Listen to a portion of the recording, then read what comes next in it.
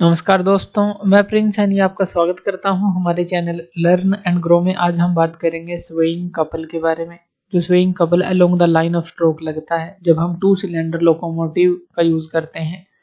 ये सब कुछ हम पहले लेक्चर में पढ़ चुके हैं। तो यहाँ पर स्वेइंग कपल जो होता है, पहले उसको जान लेते हैं वो होता क्या है।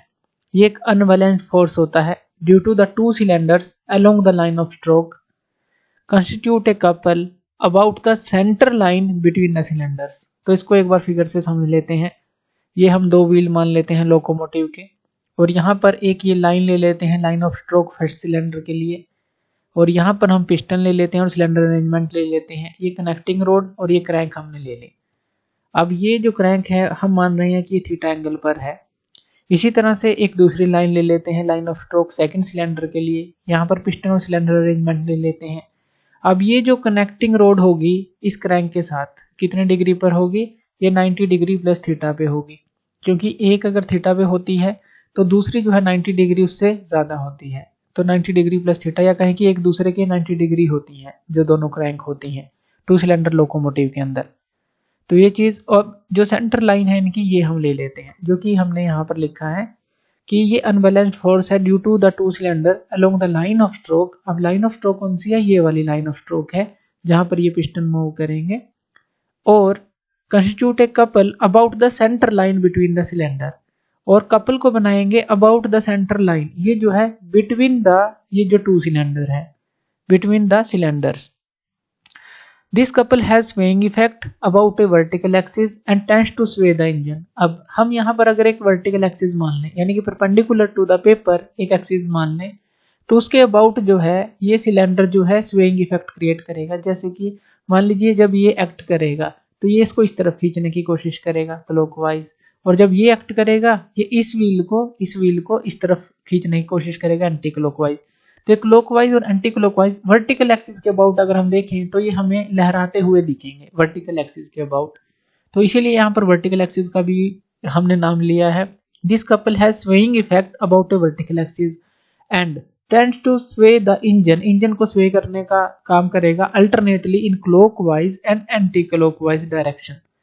तो स्वे कपल जो है आप कह सकते हैं कि अनडिजायरेबल है एक तरह से, क्योंकि ये क्लॉकवाइज और अनक्लॉकवाइज एक तरह का स्वे कपल जो है ये क्रिएट करता है। तो चलिए इसको समझते हैं कि ये स्वे कपल जो होगा वो कितने के बराबर होगा।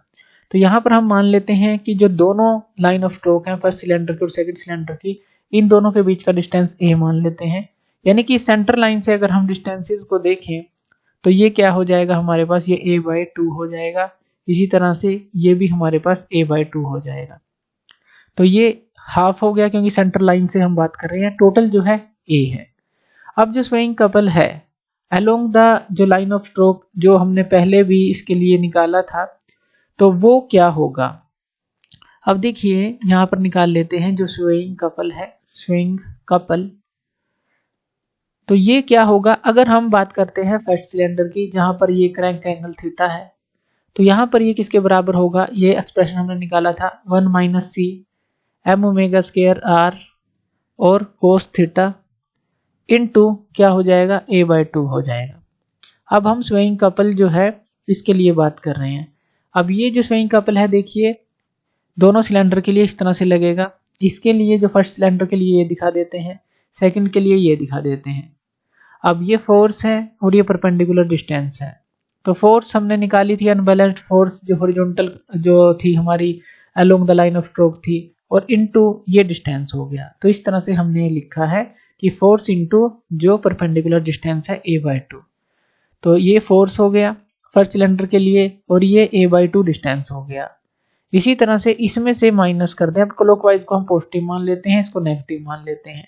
तो इसमें से माइनस, यानी कि हम पूरे स्वेइंग कपल की बात कर रहे हैं दोनों सिलेंडर के कारण। फर्स्ट सिलेंडर के कारण ये है जो क्लॉकवाइज प्रोड्यूस कर रहा है, तो ये प्लस हमने मान लिया। अब ये एंटी क्लॉकवाइज, तो ये फोर्स कितनी होगी हमारे पास? ये होगी हमारे पास 1 - c m omega square r। अब कोस यहाँ पर क्या होगा, 90 डिग्री प्लस थीटा, यही होगा क्योंकि यहाँ थीटा था, यहाँ 90 डिग्री प्लस थीटा है क्रैंक और इस लाइन ऑफ स्ट्रोक के बीच में एंगल, और यहाँ पर इंटू क्या हो जाएगा, a/2 हो जाएगा क्योंकि परपेंडिकुलर डिस्टेंस तो उतना ही है। तो force into perpendicular distance, force into perpendicular distance, इन दोनों को हमने यहाँ पर इस तरह से लिखा तो ये पूरा स्वेइंग कपल आ जाएगा। अब यहां से अगर हम कॉमन ले लेते हैं 1 minus C M omega square R, ये हमने कॉमन ले लिया, दोनों में से कॉमन आ जाएगा। अब यहाँ पर हमारे पास क्या बचेगा, तो ये हमारे पास बचेगा cos theta plus cos 90 degree plus theta.